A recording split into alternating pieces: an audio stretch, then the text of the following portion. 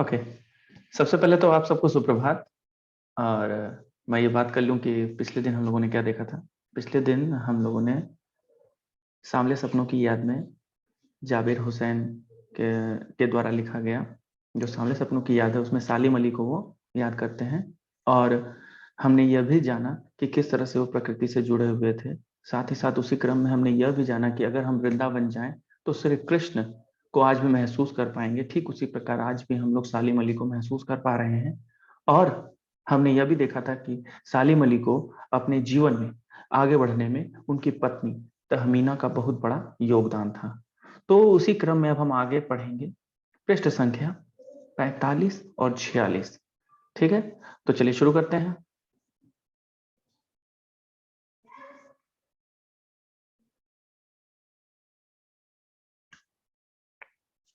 ये रहा आपके सामने।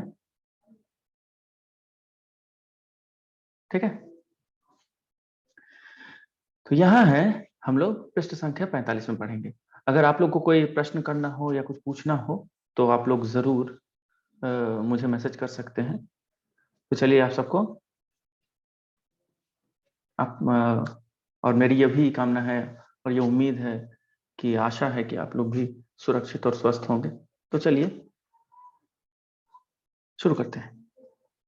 अपने लंबे रोमांचकारी जीवन में ढेर सारे अनुभवों के मालिक सालिम अली एक दिन केरल की साइलेंट वैली को रेगिस्तानी हवा के झोंकों से बचाने का अनुरोध लेकर चौधरी चरण सिंह से मिले थे। वे प्रधानमंत्री थे। चौधरी साहब गांव की मिट्टी पर पड़ने वाली पानी की पहली बूंद का असर जानने वाले नेता थे। पर्यावरण के संभावित खतरों का जो चित्र सालिम अली ने उनके सामने रखा, उसने उनकी आंखें नम कर दी थी। क्या हुआ था, आप लोगों को ये याद होगा कि सालिम अली प्रकृति से बहुत जुड़े हुए थे। और यदि हमें प्रकृति को जानना है तो हमें प्रकृति को प्रकृति की नजर से देखनी पड़ेगी, जो कि सालिम अली करते थे। और यही हमें भी सिखाया गया है। तो यहाँ पर वो प्रकृति को भी समझ रहे थे और प्रकृति में आने वाली समस्याओं को भी समझ रहे थे। ठीक है ना। तो यहाँ पर केरल की जो साइलेंट वैली है, वहां पर किस तरह से वो बंजर भूमि में परिवर्तित हो जाती, ये सालिम अली को एहसास हो गया था। और उन्होंने सोचा कि क्यों ना जाकर तत्कालीन प्रधानमंत्री को, यानी उन्होंने क्या सोचा कि प्रधानमंत्री को जाकर, तो उन्होंने तत्कालीन प्रधानमंत्री चौधरी चरण सिंह के पास जाकर अपनी सारी बातें बयां की। और उन्होंने कहा कि किस तरह से कौन कौन सी परेशानियां आ सकती हैं। देखते हैं। तो रोमांचकारी जीवन क्यों कहा गया है? क्योंकि उन्होंने अपने जीवन को बड़े ही नायाब ढंग से जीने का प्रयास किया था। ऐसा क्यों मैं कह रहा हूं? ऐसा इसलिए कह रहा हूं कि आज के समय में लोग केवल और केवल अपना लाभ ही देखते हैं। लोगों को दुनिया, जमाने, परिवार, किसी से कोई सरोकार नहीं है। लोग ये सोचते हैं कि कैसे मेरा लाभ हो, कैसे मैं जीवन में आगे बढ़ूं। ठीक है ना। तो वो उनका जो जीवन था बड़ा रोमांचकारी था। रोमांचकारी मतलब बिल्कुल अद्भुत और रोमांच से भरा। यानी उन्होंने बहुत मजे लेते हुए जिंदगी को जिया था। वो क्या कहते थे कि जिस तरह से उनके जो विचार, उनके अनुभव थे, अगर उनकी बात करें जो कि आप जानते हैं, तो उनके उसके आधार पर अगर हम सोचे तो यहाँ पर सालिम अली जो थे वो सबसे अलग थे, अनूठे थे। ठीक है ना। उनकी सोच अनूठी थी। यहाँ देखिए, जब वो अनुरोध लेकर चौधरी चरण सिंह के पास पहुंचे थे कि ये परेशानियां हैं और प्रकृति में ये सारी परेशानियां आ सकती हैं, यह जो भूमि है जो कि किसानों के योग्य है, लेकिन वो हो सकता है आने वाले समय में ये किसानों के योग्य न रहे, तो उसके लिए आप सोचिए, विचार कीजिए, कुछ कीजिए। ऐसा विचार लेकर सालिम अली चौधरी चरण सिंह के पास, जो कि तत्कालीन प्रधानमंत्री थे, पहुंचे थे। तो चौधरी साहब गांव की मिट्टी पर पड़ने वाली पानी की पहली बूंद का असर जानने वाले नेता थे। समझिएगा, यहां पर क्या बोला गया है कि चौधरी चरण सिंह जो थे वह भी प्रकृति से बहुत ही ज्यादा सरोकार रखते थे। उनका भी यह मानना था कि प्रकृति को हम क्या कर सकते हैं, बचा सकते हैं, अगर हमारी सोच अच्छी हो। यानी आप लोगों ने जरूर जाना होगा कि हमारी सोच कैसे अच्छी होगी जब हम किसी व्यक्ति को, किसी वस्तु को या प्रकृति को उसी के नजरिए से अगर देखने का प्रयास करेंगे तो तभी ये हो सकता है। तो चौधरी चरण सिंह जो थे वो भी बहुत अच्छे नेता और प्रधानमंत्री रहे। अब यहाँ पर क्या कह रहे हैं, चौधरी साहब गांव की मिट्टी पर पड़ने वाली पानी की पहली बूंद का असर जानने वाले नेता थे। इसका मतलब क्या है? इसका मतलब ये नहीं है, अगर आप शब्दार्थ से निकलकर थोड़ा भावार्थ पर विचार करें तो आपको पता चलेगा कि यहाँ चौधरी चरण सिंह जो हैं वो किसानों से सरोकार रखते थे, उनके दुख, उनके दर्द, उनके कष्ट को समझते थे, उनकी पीड़ा को समझते थे। और उन्हें पता था कि अगर ऐसा हुआ केरल की साइलेंट वैली के साथ तो कई किसान हमारे बीच हो सकता है न रहें, बेरोजगार हो जाएं और कुछ भी हो सकता है। तो आप लोगों को मैं आगे बढ़ने से पहले मैं आप लोगों से कुछ प्रश्न करना चाहता हूं और आप मुझे जवाब दीजिएगा। प्रश्न नहीं है, एक तरह से हम लोग वार्तालाप कर रहे हैं और इस वार्तालाप के दौरान जो कुछ भी होगा हम वो बातें करेंगे। वो प्रकृति प्रेमी थे, बिल्कुल सही, ये तो बात सही है कि वो प्रकृति प्रेमी थे। मैं और भी बातें करूंगा, मैं आप लोगों को मौका दूंगा बोलने का। मेरा आपसे यह प्रश्न है कि आप सब लोग अपने आप को अनम्यूट कर सकते हैं। मेरा प्रश्न यह है कि क्या आप लोगों ने कभी यह सुना कि आज से 8-10 साल पहले की बात करें तो काफी किसान आत्महत्या कर रहे थे। तो आप लोगों ने जरूर इस समाचार पत्रों में या फिर कहीं ना कहीं पढ़ा होगा, सुना होगा। आपने कभी किसी ने सुना है क्या कि किस तरह से किसान जो है वो आत्महत्या करने लगे थे? जानते हैं? Yes sir. क्या क्या यस सुना था? सर। क्या सुना था आपने, बताइए। बोलिए, कितने लोग हैं जो इस अनुभव को समझते हैं और जानते हैं इस बात को? बताइए। मैंने आपने क्या सुना था, मैं पूरी बात जानना चाहता हूँ। बोलिए, आप अनम्यूट कर सकते हैं अपने आप को, अनम्यूट करके बताइए। सर वो लोग इसलिए आत्महत्या करते थे कि ना कभी कभी जो लोग लोन लिए और लोन चुका नहीं पाए, कभी कभी उतना उपजाऊ नहीं हो पाता था और फिर वो खुद को खाने पर इंतजाम नहीं कर पाते थे तो लोन कहाँ से चुकाते। इसी कारण बैंकों के द्वारा पूरा एक वार्निंग दिया जाता था तो वही आत्महत्या कर लेते थे। ठीक है, बिल्कुल सही जवाब। ऐसा भी ऐसी भी नौबत आई थी, ऐसा भी परिस्थिति, सर ऐसी भी और परिस्थिति। वर्षा भी देर से कभी कभी होती थी। वेरी गुड, एकदम सही। हाँ, और बोलिए, कर्ज में डूबने के कारण, और बोलिए। आप लोग सब लोग अनम्यूट करके बिल्कुल जवाब दीजिए मुझे। और क्या क्या हो सकते थे कारण, क्यों आत्महत्या कर रहे थे, आखिर क्या कारण था? बोलिए। कभी कभी बाढ़ आया तो सारा फला फूला फसल भी उजाड़ जाता था। ओके, बिल्कुल सही कह रहे हैं आप। तो मैं अच्छी ना आपसे, होने के कारण। हाँ कौन बोल रहा है, बोलिए बोलिए। फसल अच्छी ना होने के कारण। फसल अच्छी नहीं होने के कारण। तो मैं आप लोगों से यह प्रश्न करूंगा कि क्या पहले भी तो फसल हुआ करते थे, नष्ट हुआ करते थे, तब तो किसान आत्महत्या नहीं करते थे, लेकिन ऐसी क्या नौबत आई, ऐसी क्या परेशानी आ गई कि इन्हें आत्महत्या करना पड़ा? आखिर कौन सी ऐसी बात थी? पहले भी कर्ज लिया करते थे, लेकिन पहले तो आत्महत्या की कोई खबर हमारे सामने नहीं आती थी। क्या आप लोगों के मन में ये प्रश्न नहीं उठता है, आखिर ऐसा क्यों हुआ? बोलिए। पहले लोग कम थे सर और जमीन ज्यादा था, अब लोग ज्यादा है जमीन कम। बिल्कुल, ये भी सही जवाब है। और कुछ हो सकता है क्या कारण? आज के इस अत्याधुनिक युग से जुड़ी कुछ बातें जो शायद कारण रही हूं, आपको क्या लगता है?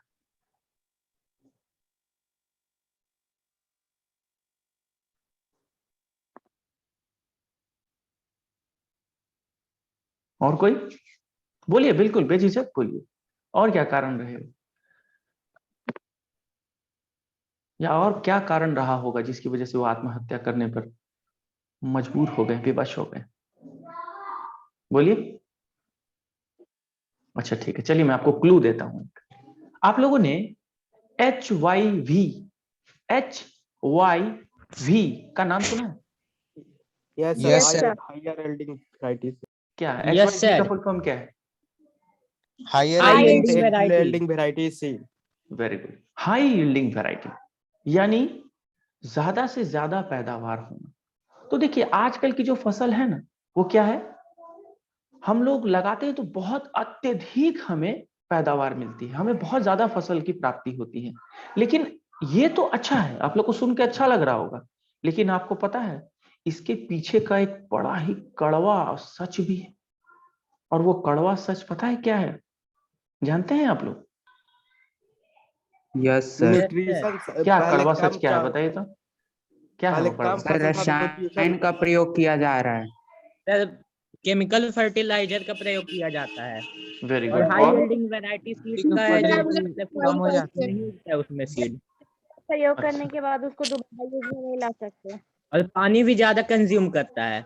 पानी ज्यादा लगता है। अच्छा ठीक है। अच्छा कोई कुछ कह रहा था शायद, मुझे लगता है कि यस सर, और कौन क्या कह रहा है, यस एक सर, एक करके कहें। पहले दोबारा चलिए यूज सबसे नहीं पहले कर पीयूष सकते। बोलिए। सर वो फर्टिलिटी भी कम कर देता था, बस एक ही बार उसका मतलब प्रोडक्शन ज्यादा बढ़ाता था। बिल्कुल सही। आप कौन कह रहे हैं? पीयूष? इसमें न्यूट्रिएंट्स भी कम रहता है। यस सर, हाँ, पीयूष। पीयूष बोल रहे यूज हैं। में हाँ, आपकी आवाज में पहले पहचान लिया। आप देखिए सब लोगों ने सही उत्तर दिया है, लेकिन आज के अत्याधुनिक सर बातों से जुड़ी जो पीयूष कह रहे हैं वो बिल्कुल सही कह रहे हैं। आपको पता है, मैं जरा इनकी बातों को और इनके विचारों को थोड़ा आगे बढ़ाना चाहूंगा। ये कहना ये चाहते हैं कि आज की जो फसलें हैं जो HYV के नाम से जानी जाती हैं, हाई यील्डिंग वैरायटी, वो असल में बांझ होती है। जिस तरह से औरतें जो होती हैं वो अगर बच्चे नहीं पैदा कर पाती हैं तो उन्हें बांझ कहा जाता है। हालांकि आज के अत्याधुनिक युग में बहुत कुछ बदल चुका है, तो उस पर हम विचार नहीं करेंगे। हम ये कहना चाह रहे हैं कि फसलें भी बांझ होती हैं जो एक बार ढेर सारे आपको पैदावार तो देगी, परंतु उसके बाद आप दोबारा उसका प्रयोग नहीं कर पाएंगे। किसानों के साथ कुछ ऐसा ही हुआ था कि जब वो ये सोचकर HYV फसलें खरीद रहे थे और उससे पैदावार कर रहे थे, तो उन्हें पैदावार तो बहुत अधिक मिलती, उन्हें पता था, लेकिन उन्हें उन्हें ये एहसास नहीं था, उन्हें ये अंदेशा नहीं था कि यदि ऐसा न हुआ और हमारी फसलें नष्ट हो गई या बर्बाद हो गई तो क्या होगा। और जिन किसान भाइयों के साथ ऐसा हुआ, उनके साथ क्या हुआ, वो पूरी तरह से फसल भी नष्ट हो गई, कर्ज में भी डूब गए और दोबारा उस फसल का उपयोग भी नहीं कर पाए, जिसकी वजह से उन्हें काफी परेशानियां हुई, काफी ज्यादा कष्ट और पीड़ा हुई, और शायद किसी न किसी कारणवश वो मजबूर हो गए कि वो आत्महत्या कर ले। और हमारे सामने कई ऐसे किसान भाई हैं जो आज नहीं रहे, और ये हमारी सरकार और हमारी बहुत बड़ी कमी है, क्योंकि ये हमारी और हमारी सरकार और हमारे देश की ये सबसे बड़ी जिम्मेदारी है कि सबकी सुरक्षा हो, सबकी रक्षा हो। अगर ऐसा नहीं होता है तो ये कहीं ना कहीं हमारी सरकार की ही कमी रहती है, हमारी कमी रहती है। ठीक है, इसमें व्यवस्था की कमी है, तो हमें इस बात पर भी विचार करना पड़ेगा। तो चलिए अब यहाँ देखते हैं। तो देखिए सालिम अली इस बात को समझते थे कि उन्हें पता था, और सालिम अली ही नहीं, चौधरी चरण सिंह भी समझते थे। इसलिए सालिम अली अपनी बात को उन तक पहुंचाने के लिए जब गए कि साइलेंट वैली जो है केरल की, वो कहीं ना कहीं रेगिस्तान में परिवर्तित हो सकती है, यानी बंजर हो सकता है, और कई किसान भाई हमारे बेघर हो सकते हैं, बेरोजगार हो सकते हैं, वो अपने परिवार का भरण पोषण कैसे कर पाएंगे, उन्हें ये अंदेशा था। और यह बात चौधरी चरण सिंह ने भी समझा, और जब उन्होंने उनके विचारों को सुना तो उनकी आंखें नम हो गई, यानी उन्हें रोना आ गया और वो रोने लग गए थे। सर HYV सीड्स का फायदा सबको बताया गया, लेकिन नुकसान नहीं। बिल्कुल सही कहा संकेत ने। देखिए हर चीज का फायदा और नुकसान दोनों होता है, जिस तरह से सिक्के के दो पहलू होते हैं, लेकिन उसका नुकसान नहीं बताया गया। आज जो बॉयलर जो चिकन आप खाते हैं, ये बॉयलर चिकन बहुत खतरनाक है, आपको पता नहीं, यस सर। लेकिन फिर भी हम खा रहे हैं क्योंकि हमें मजा आ रहा है, हमें तो जल्दी चाहिए ना। और यहाँ पर क्या है, इन सबका जो है मुख्य उद्देश्य वास्तव में पता है क्या है, बस लाभ। उनको लाभ से मतलब है, पैसा। दुनिया से मतलब नहीं है। और यही हमें प्रकृति से अलग कर देती है, समाज से अलग कर देता है, देश का विद्रोही बना देता है। ठीक है, तो चलिए अब आगे की पंक्तियों में हम देखते हैं कि क्या हुआ था। तो देखिए, पर्यावरण के संभावित खतरों का जो चित्र सालिम अली ने उनके सामने रखा, उसने उनकी आंखें नम कर दी थी। अब देखिए अगले अनुच्छेद में, आज सालिम अली नहीं है, बिल्कुल सही है, और चौधरी साहब भी नहीं है। कौन बचा है जो अब सोंधी माटी पर उगी फसलों के बीच एक नए भारत की नींव रखने का संकल्प ले? अब लेखक ऐसा क्यों कह रहे हैं? लेखक के कहने का तात्पर्य यह है कि भले ही सालिम अली नहीं है, चौधरी साहब नहीं है, तो आखिर ऐसे विचार वाले व्यक्ति अब हैं क्या? कौन बचा है? यानी हमें ऐसे व्यक्तियों की जरूरत है जो सालिम अली और चौधरी साहब जैसे, चौधरी चरण सिंह जैसे विचारों को अपने में लाए। ठीक है ना? और वैसे विचार रखे ताकि समाज, देश और पूरी मानव जाति का भला हो सके। ठीक, तो देखिए कौन बचा है जो अब हिमालय और लद्दाख की बर्फीली जमीन पर जीने वाले पक्षियों की वकालत करेगा? यानी वो तो पक्षी प्रेमी थे और वो चाहते थे कि जो भी लुप्त प्राय हैं या विलुप्त हो गए हैं उनका तो हम कुछ नहीं कर सकते, लेकिन जो लुप्त प्राय हैं, जिसको हम अंग्रेजी में इंडेंजर्ड एनिमल्स या स्पीसीज कहते हैं, इंडेंजर्ड स्पीसीज, आप लोगों ने जरूर सुना होगा इस शब्द को। Yes sir. तो ये Yes, sir. इंडेंजर्ड स्पीसीज जो हैं, तो इंडेंजर्ड कहने का तात्पर्य यह है लुप्त प्राय, यानी लुप्त प्राय लगभग लगभग लुप्त होने के कगार पे है। अब वो हमारे बीच नहीं रहेंगे। आप लोगों को पता होगा कि ये जो हमारी प्रकृति है, हमारा जो ये पर्यावरण है, उसमें संतुलन की अत्यधिक आवश्यकता होती है, और संतुलन तभी आएगा जब सब लोग रहेंगे। क्या मैं सही कह रहा हूं? Isn't it? Am I right or not? Yes पर्यावरण में Yes, sir. सबका रहना बहुत जरूरी है, यस सर। तभी संतुलन बना रहेगा। अगर जरा भी संतुलन बिगड़ा, यानी जरा भी किसी जीव की कमी हुई या कोई ज्यादा हो गया या कोई कम हो गया, मान लीजिए मानव ही बहुत सारे हो गए और सारे जीव मर गए, तो आपको पता है क्या होगा? आपको मालूम है? जरा भी अंदेशा है? बोलिए तो क्या हो सकता है?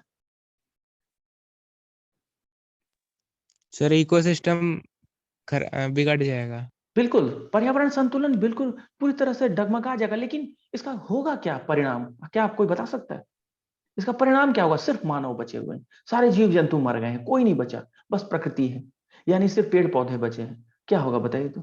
सर तो फिर वो पेड़ लोग का अच्छा से मैन्यूर नहीं मिल पाएगा और फिर आदमी ही आदमी को खाने लगेगा। एग्जैक्टली, आपने सही कहा, आदमी ही आदमी को मारकर खाने लगेगा। ये बात एकदम सच कहा, क्योंकि हम भी कहीं ना कहीं कभी ना कभी जानवर थे और उसके बाद इंसान हुए हैं। और वास्तव में देखा जाए तो इंसान से बड़ा जानवर इस दुनिया में कोई नहीं। और हाँ, यह भी सच है कि इंसान की तरह कोई जीव पूरे संसार में नहीं। लेकिन यह विचार पर निर्भर करता है कि आपके विचार कैसे हैं। अगर आपके विचार अच्छे हैं तो आप सर्वश्रेष्ठ हैं। 84 लाख योनियों में सर्वश्रेष्ठ प्राणी आप मानव हैं। लेकिन अगर आप लोगों में, यानी हम लोगों में जानवरों की प्रवृत्ति आ गई, तो फिर हम लोग मानव मानव नहीं रह जाते। हम लोग फिर क्या हो जाएंगे? एक जीव कहलाएंगे, और ऐसे जीव जो परभक्षी हैं, यानी दूसरों का भक्षण करते हो, खुद को भी भक्षण करने लग जाएंगे हम। ठीक है, तो खैर जो भी हो, हम आगे बढ़ते हैं। हम और इसके बारे में विचार करेंगे और इस पर भी हम लोग वार्तालाप करेंगे। अच्छा, भोग में लिप्त व्यक्ति पशु के समान होता है, बिल्कुल ये भी सही है।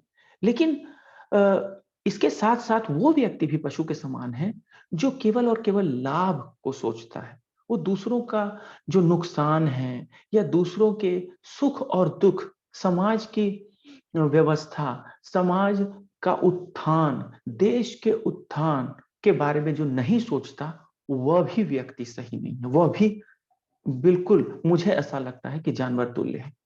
वो मनुष्य तुल्य बिल्कुल नहीं, मनुष्य के समान वो माना ही नहीं जा सकता। ऐसे लोग भी, ठीक है आपका कहना सही है, वो तो एक कारण हुआ, एक पक्ष हुआ, लेकिन इसके बहुपक्ष, बहुआयामी ये जो है विचार हैं। तो इस विचार को अगर आप गहनता से अगर विचार करेंगे, इस विचार पर, यानी इस विचार पर अगर विचार करेंगे, तो आपको समझ में आएगा कि कहीं ना कहीं हम लोग सब इस जंजाल में फंसे हुए हैं और इससे बचने की आवश्यकता है। और ये तभी हो सकता है जब हमारे विचार शुद्ध और स्वच्छ होंगे। ठीक है, आगे देखते हैं। तो कह रहे हैं जो अब हिमालय और लद्दाख की बर्फीली जमीन पर जीने वाले पक्षियों की वकालत करेगा। देखिए, मैंने अभी अभी हम लोगों ने वही वार्तालाप की कि सभी जीव जंतुओं का इस संसार में रहना अति आवश्यक है, ठीक है ना, लेकिन एक संतुलित व्यवस्था के साथ। तो उन्होंने देखा कि काफी ऐसे पक्षी हैं जो लुप्त प्राय हैं। लुप्त प्राय मतलब अब विलुप्त होने के कगार पे हैं। तो ऐसी पक्षियों का वो वकालत करते थे। लेकिन क्या अब कोई ऐसा सोचेगा, सोचता है? तो यानी अब अभी भी हमें ऐसे व्यक्तियों की आवश्यकता है। आज आप लोग देख रहे होंगे कि हमारे बीच गौरैया और कई ऐसे पशु पक्षी जो हैं वो विलुप्त होने के कगार पे हैं, लुप्त हो रहे हैं। पहले चिड़िया दिखती थी, अब तो चिड़िया दिखाई नहीं देती। कौवे दिखते थे, अब दिखते ही नहीं है। ऐसे बहुत सारे हैं जो हमें नहीं दिखते हैं। आखिर क्या कारण हुआ? यानी कहीं ना कहीं हम इस आधुनिकता आधुनिकता नहीं, मैं तो कहूंगा आज हम लोग उत्तर आधुनिकता के दौर पे हैं। और इस उत्तर आधुनिक युग में कहीं ना कहीं हम कुछ ना कुछ चीजों को पीछे छोड़ते चले जा रहे हैं। और वो क्या है, आपको पता है? हम लोग उत्तर आधुनिक होते चले जा रहे हैं, जीवन में आगे बढ़ते चले जा रहे हैं, लेकिन जो सबसे ज्यादा जरूरी है और वो क्या है जिसे हम पीछे छोड़ते चले जा रहे हैं, कोई बताएगा?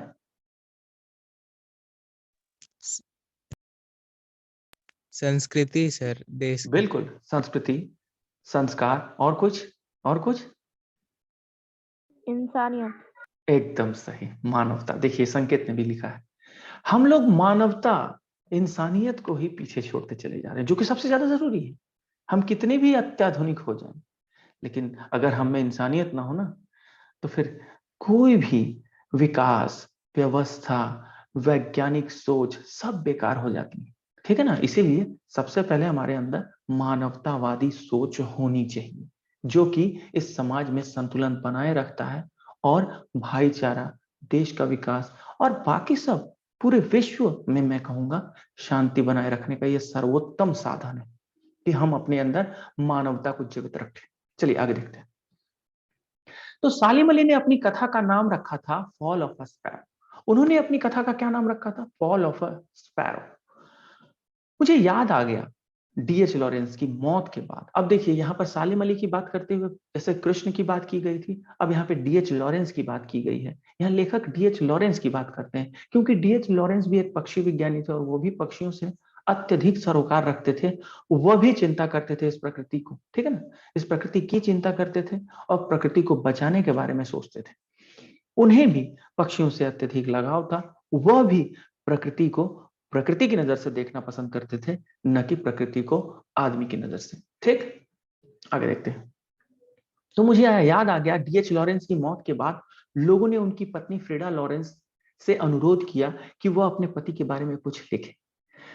देखिए, अब ये इसकी व्याख्या करने से पहले मैं आप लोगों से यह कहूंगा कि इंसान जो होता है वो सबसे ज्यादा, अगर मैं कहूंगा कि आपकी माँ के बारे में सबसे ज्यादा कौन जानता है, तो शायद आप कहेंगे कि मेरी माँ के बारे में मेरी नानी या नाना सबसे ज्यादा जानते हैं। या अगर मैं कहूंगा आपके पिताजी के बारे में कौन सबसे ज्यादा जानता है, तो आप शायद कहेंगे मेरे दादाजी या दादी। लेकिन और या उसका परिवार। लेकिन सबसे ज्यादा जानने वाले कौन होते हैं? उसके बाद पति। पति यानी आपके पिताजी आपकी माँ को ज्यादा जानते हैं और आपकी माँ आपके पिताजी को ज्यादा जानते हैं, ठीक है। तो यहां पर वो जो जानते थे, तो यहां पर कहा गया डीएच लॉरेंस की पत्नी फ्रीडा से कि आप भी कुछ लिखें अपने पति के बारे में। लेकिन उन्होंने क्या उत्तर दिया, जरा देखिएगा। वो कहते हैं कि उनकी पत्नी फ्रीडा लॉरेंस से अनुरोध किया कि वह अपने पति के बारे में कुछ लिखे, ठीक है। फ्रीडा, अब देखिए, फ्रीडा चाहती तो अपने पति के बारे में बहुत कुछ लिख सकती थी, देखिए यहां लिखा हुआ है। लेकिन फ्रीडा चाहती तो ढेर सारी बातें लॉरेंस के बारे में लिख सकती थी, क्योंकि वो उनकी पत्नी थी। लेकिन उसने कहा, पता है क्या कहा? मेरे लिए लॉरेंस के बारे में कुछ लिखना असंभव सा है। पता है ऐसा क्यों कहा उन्होंने? ऐसा उन्होंने इसलिए कहा क्योंकि वो लिखती हैं कि मुझे महसूस होता है कि मेरी छत पर बैठने वाली गौरैया लॉरेंस के बारे में ढेर सारी बातें जानती। अब ऐसा इसलिए कह रही है क्योंकि लॉरेंस जो थे, डीएच लॉरेंस, वो अत्यधिक समय, जो सर्वाधिक समय है, वो पक्षियों के साथ बिताते थे, अपने परिवार और अपनी पत्नी, अपने बाल बच्चों के साथ नहीं। पक्षियों के साथ। इसीलिए उनकी पत्नी तक कह रही है कि अगर आपको उनके बारे में जानना है ना तो उन पक्षियों से जाकर पूछिए। अब आप बोलेंगे कि सर पक्षी से पूछेंगे तो वो थोड़ी बता देगा कि डीएच लॉरेंस कौन थे। आपका अगर ये प्रश्न है, अगर आ रहा है मन में, तो शायद आप सही हैं, लेकिन आप शब्दार्थ नहीं भावार्थ पर जाए। मैं हमेशा कहता हूं कि भाव जो है बहुत ही महत्वपूर्ण होता है, अत्यधिक महत्वपूर्ण होता है। तो यहाँ भाव क्या है? यहाँ भाव यह है कि डीएच लॉरेंस भी प्रकृति से बहुत ज्यादा सरोकार रखते थे। कहीं ना कहीं उन्हें पक्षियों की अत्यधिक चिंता थी, वो प्रकृति से लगाव रखते थे, प्रकृति से सरोकार था उनका। इसीलिए उनकी पत्नी फ्रीडा ने कहा कि भाई मुझसे मत पूछिए और मुझे लिखने के लिए मत बोलिए। मुझे लगता है कि वो गौरैया जो थी वो ज्यादा बता पाएंगी। कहने का तात्पर्य यह है क्योंकि उनका लगाव प्रकृति से अधिक था, यह भाव उठ के आता है। ठीक है, सबको समझ में आ रहा है? सबको समझ में आ रहा है? Yes sir. कितने लोग हैं? सबको समझ में आ रहा है कि नहीं? सब लोग जवाब दीजिए भाई। Yes sir. Okay, very good. तो चलिए अब हम आगे बढ़ते हैं। मुझे महसूस होता है मेरी छत पर बैठने वाली गौरैया के बारे में ढेर सारी बातें जानती है। ठीक है ना? अब आगे देखिए, अब आगे देखते हैं। मुझसे, अब पृष्ठ संख्या 46, मुझसे भी ज्यादा जानती है। कौन? वो गौरैया। वो सचमुच इतना खुला खुला और सादा दिल आदमी था। ठीक है ना? मुमकिन है लॉरेंस मेरी रगों में, अब वो कह रहे हैं, देखिए पत्नी से पूछा गया था तो पत्नी ने जवाब दिया कि भाई देखिए मेरे जो पति थे वो बहुत सीधे साधे थे, खुले दिल के थे, और मुमकिन है लॉरेंस मेरी रगों में, मेरी हड्डियों में समाया हुआ, अर्थात वो मेरे सबसे करीब हैं। ऐसा उनकी पत्नी ने कहा डीएच लॉरेंस के बारे में। लेकिन वो आगे कहती हैं, लेकिन मेरे लिए कितना कठिन है उसके बारे में अपने अनुभवों को शब्दों का जामा पहनाना। मैं उस अनुभवों को शब्दों के माध्यम से बयां नहीं कर पा सकूंगी, क्योंकि मुझे ऐसा लगता है कि बहुत असंभव सा होगा। ठीक है ना? मैं शायद वो अनुभव जो है आपको न बता पाऊं। मुझे यकीन है मेरी छत पर बैठी गौरैया उसके बारे में और हम दोनों के ही बारे में मुझसे ज्यादा जानकारी रखती है। यानी दोनों ही मिलकर पक्षियों के संबंध में और पक्षियों के साथ अत्यधिक समय बिताते थे, उनके बारे में ही विचार प्रस्तुत करते थे। जटिल प्राणियों के लिए सालिम अली हमेशा एक पहेली बने रहेंगे। अब जटिल प्राणी किसे कहा गया आपको पता है? कोई बताएगा? यहाँ जटिल प्राणी किसे कहा गया? आखिर कौन है वो जटिल प्राणी? सर आम मनुष्य। बिल्कुल, लेकिन वो आम मनुष्य किस प्रकार के मनुष्य को कहा गया है? कौन से आम मनुष्य? वो भी तो एक आम जो थे। जो पंछी वगैरह को समझते नहीं है, मार्ग देते हैं अपने फायदे के लिए। Very good. और कोई बोलना शिकार। चाहता है? और कोई? Very good. और कोई बोलना चाहता है तो बोलिए, बिल्कुल आपका स्वागत है। निर्दय मानव। निर्दयी मानो, ठीक है। और कोई? और कोई कहना चाहता है?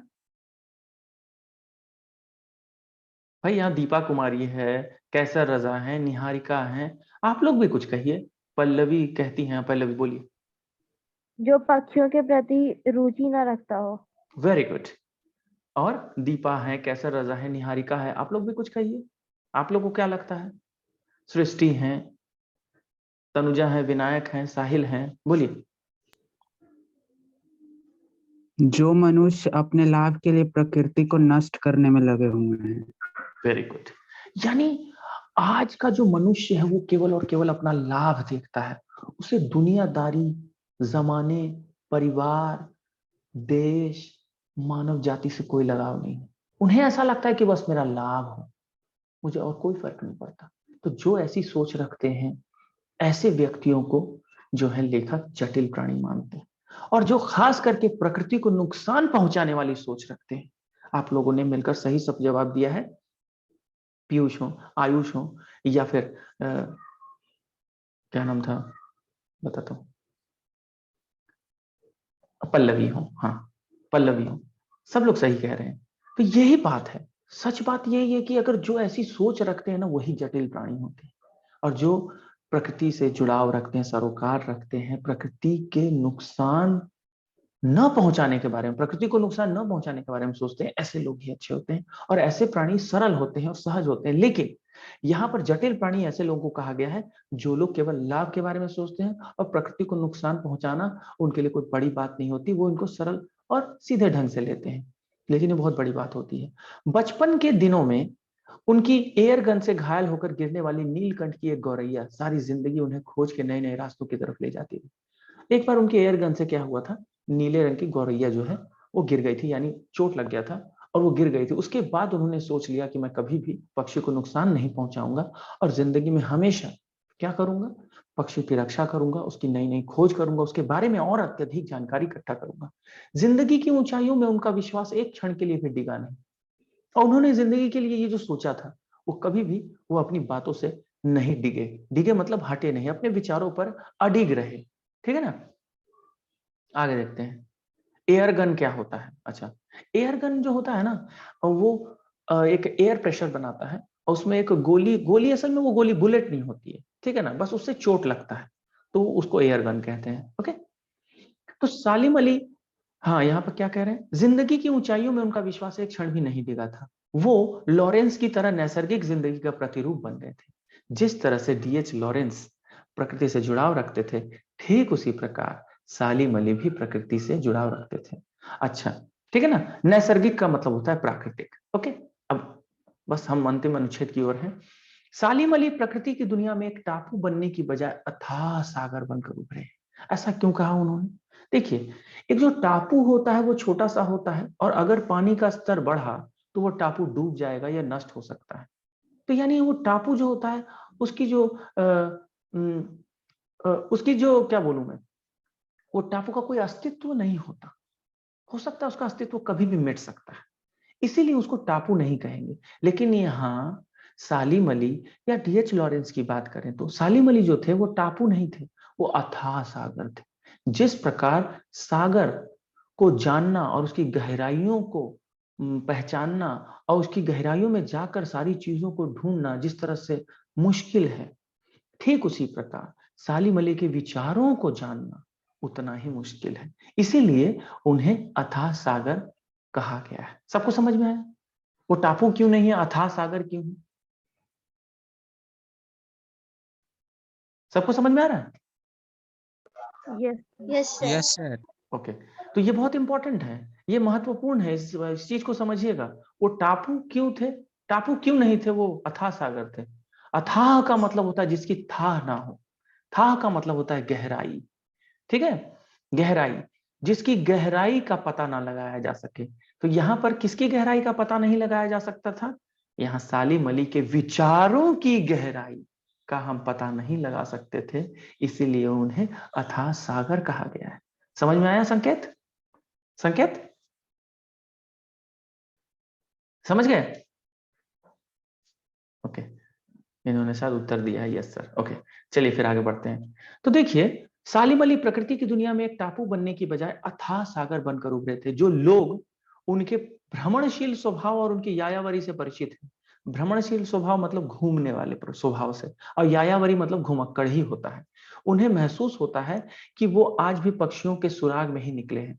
माने जिस तरह से आप वृंदावन में जाएंगे तो आपको एहसास होगा कि आज भी श्री कृष्ण कहीं ना कहीं आसपास हैं, ठीक उसी प्रकार ऐसा महसूस होगा आपको कि सालिम अली अब कभी आ जाएंगे और गले में दूरबीन लटकाए अपने खोजपूर्ण नतीजों के साथ लौट आएंगे। ऐसा लोग सोच रहे हैं। अब देखिए, सालिम अली तो कभी आ नहीं सकते, लेकिन यहाँ लेखक का विचार यह है कि कहीं ना कहीं उनके विचार वाला कोई ना कोई व्यक्ति जरूर आएगा, जो कि सालिम अली के जैसे अथाह सागर उभर कर हमारे समक्ष प्रस्तुत हो जाएगा। जब तक वो नहीं लौटते, क्या उन्हें गया हुआ मान लिया जाए? तो जब तक वो नहीं लौट रहे हैं तब तक मैं मान लूं कि वो चले गए हैं? बिल्कुल नहीं, क्योंकि ऐसा मानना उनको अनादर करना होगा। क्योंकि हमें अगर उनके विचारों को अगर हम आत्मसात कर लें और वैसे ही विचार रखें तो वो कभी भी नहीं मर सकते। उनकी वाणी, उनके विचार, उनके वो शब्द, उनके वो सरोकार, उनकी प्रकृति से लगा, वो सारे जीवित रहेंगे अगर हम अपने अंदर वो सारी चीजें जीवित रखें। लेखक कह रहे हैं मेरी आंखें नम है, सालिम अली तुम लौटोगे ना? अब वो कह रहे हैं कि देखिए मेरी आंखें नम हो गई हैं, लेखक कह रहे हैं, और सालिम अली को कह रहे हैं तुम लौटोगे ना? उन्हें पता है, आपको भी मालूम है कि सालिम अली दोबारा लौट नहीं सकते, लेकिन इनकी यह उम्मीद, यह आशा है हम मानवों से, हम समाज से, समाज के मनुष्यों से, ठीक है ना, इस मानव जाति से, कि लोग ऐसी ही सोच रखेंगे ताकि प्रकृति को कोई नुकसान ना हो और हम जीवन में एक साथ मिलकर विकास करें और विश्व शांति की ओर अग्रसर हों। क्या आपको समझ में आ गया? Should we conclude? Yes sir. Yes sir. किसी को कोई प्रश्न है तो पूछ सकते हैं। You all are welcome. कहीं से भी कोई प्रश्न है तो आप पूछ सकते हैं। आप लोगों के पास अभी है समय, इसीलिए मैं चाहूंगा कि आप लोग अपने प्रश्नों को भी रखें। तो क्या कोई रखना चाहता है? आप अपने प्रश्नों को भी रखेंगे तो रख सकते हैं।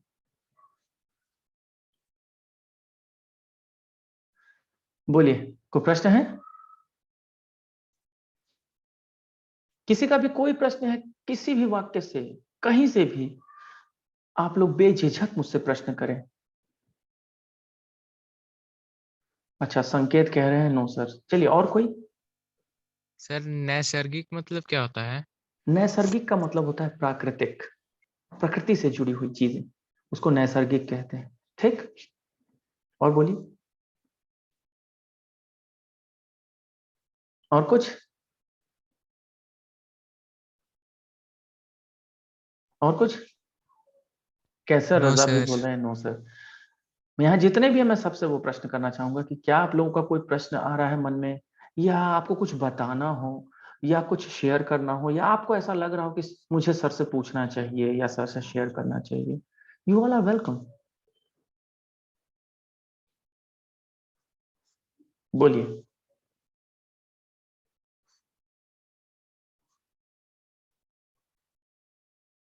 कोई भी प्रश्न नहीं है आप लोग का?